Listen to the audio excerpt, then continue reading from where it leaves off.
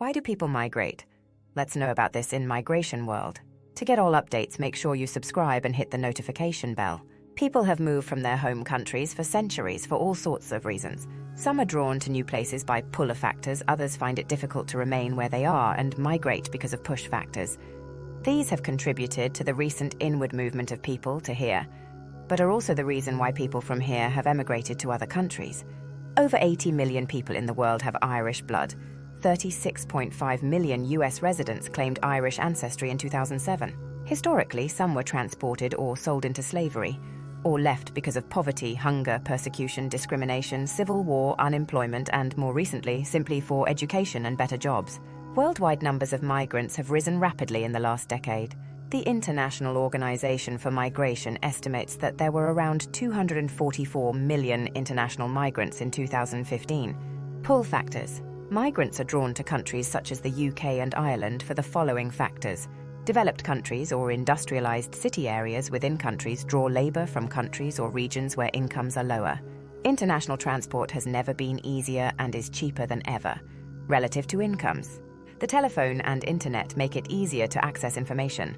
Falling birth rates in developed countries contribute to labor shortages and skills gaps. Extra people are required when there is rapid economic expansion. People are drawn to stable democracies where human rights and religious freedoms are more likely to be respected. Many people in other parts of the world speak English or want to learn English.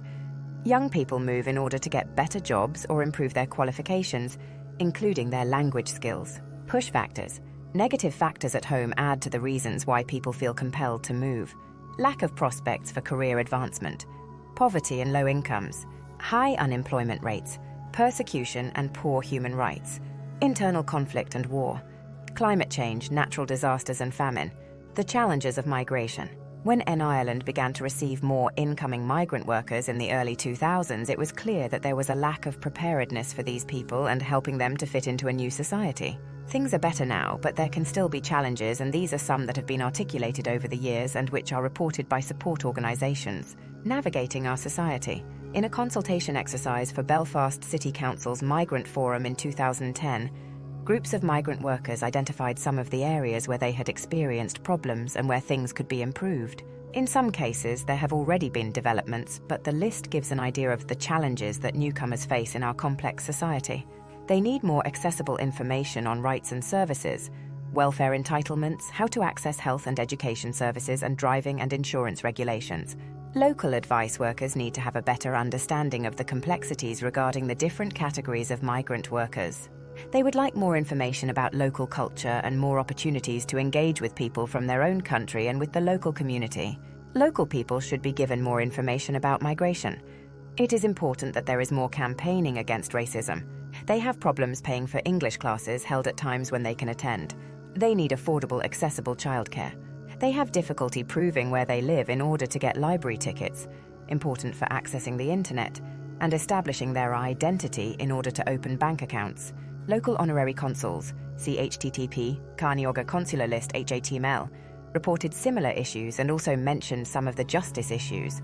Ruthless landlords, outrageous fees for sending money home, employment rights issues, problems with employment agencies, lack of recognition of qualifications, UK immigration authorities holding onto documents. European migrants also have concerns about the consequences of Brexit, social and political factors. Persecution because of one's ethnicity, religion, race, politics, or culture can push people to leave their country.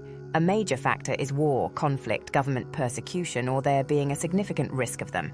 Those fleeing armed conflict, human rights violations, or persecution are more likely to be humanitarian refugees.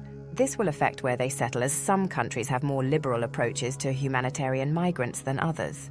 In the first instance, these people are likely to move to the nearest safe country that accepts asylum seekers. The backbone of international humanitarian law is the Geneva Conventions, which regulate the conduct of armed conflict and seek to limit its effects. In recent years, people have been fleeing to Europe in large numbers from conflict, terror, and persecution at home. Of the 384,245 asylum seekers granted protection status in the EU in 2022, more than a quarter came from war-torn Syria, with Afghanistan and Venezuela in second and third place, respectively. Demographic and economic causes. Demographic change determines how people move and migrate. A growing or shrinking, aging or youthful population has an impact on economic growth and employment opportunities in the countries of origin or migration policies in the destination countries.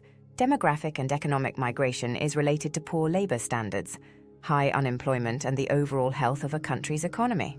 Pull factors include higher wages, better employment opportunities, a higher standard of living, and educational opportunities. If economic conditions are not favorable and appear to be at risk of declining further, a greater number of people will probably migrate to countries with a better outlook. According to the UN International Labour Organization, migrant workers, defined as people who migrate with a view to being employed, stood at roughly 169 million worldwide in 2019 and represented more than 2/3 of international migrants. More than 2/3 of all migrant workers were concentrated in high-income countries. Environmental and climate migration.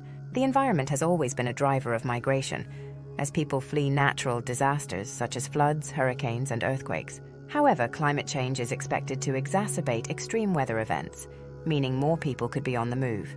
According to the International Organization for Migration, environmental migrants are those who, for reason of sudden or progressive changes in the environment that adversely affect their lives or living conditions, are obliged to leave their habitual homes either temporarily or permanently, and who move either within their country or abroad. It is hard to estimate how many environmental migrants there are globally due to factors such as population growth, poverty, governance, human security, and conflict, which have an impact. Estimates vary from 25 million to 1 billion by the year 2050. How is the EU addressing these causes? Migrant workers having easier access to legal ways to move to the EU. The European Union has been encouraging legal migration to address labour shortages, fill skill gaps, and boost economic growth.